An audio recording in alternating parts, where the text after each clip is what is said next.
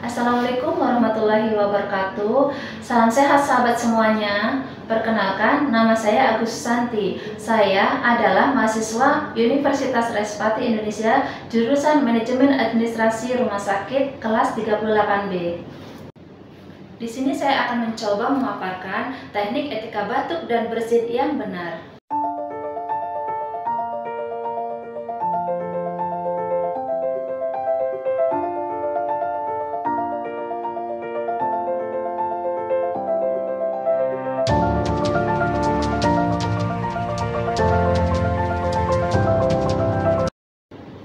Apakah saat ini Anda sedang batuk atau bersin?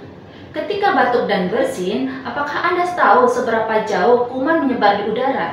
Tanpa disadari, batuk dan bersin bisa menjadi media penularan penyakit seperti pilek, flu, tuberkulosis atau TBC, dan penyakit lainnya. Saat batuk dan bersin, partikel air kecil atau droplet yang mengandung kuman menyebar di udara. Jadi sahabat sehat, bila kita tidak melakukan teknik etika batuk dan bersin dengan benar, rata-rata partikel air kecil atau droplet dapat menyebar 1-2 meter. Mengutip dari sebuah jurnal kesehatan yang diterbitkan oleh National Center of Biotechnology Information, dalam batuk tunggal ada sekitar 3.000 droplet atau partikel air kecil yang keluar dengan kecepatan bisa mencapai 80 km per jam. Sementara untuk satu kali bersin, sekitar 40.000 droplet keluar dan kecepatan droplet yang dikeluarkan mencapai 321 km per jam. Wow, luar biasa ya. Setelah kita tahu fakta ini, apakah sahabat setuju bahwa kita harus melakukan teknik etika batuk dan bersin dengan benar? Jadi bagaimana sih cara etika batuk dan bersin yang benar?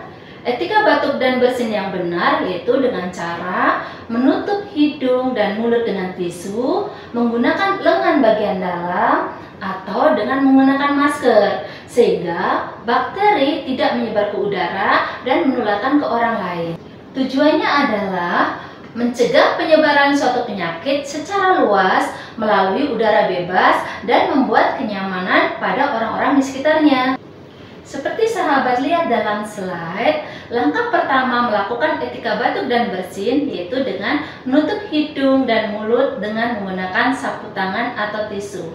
Setelah itu, tisu yang dipergunakan dibuang ke tempat sampah, dilanjutkan dengan melakukan cuci tangan dengan baik dan benar. Langkah kedua, sahabat bisa menggunakan lengan bagian dalam setiap kali ingin batuk atau bersin.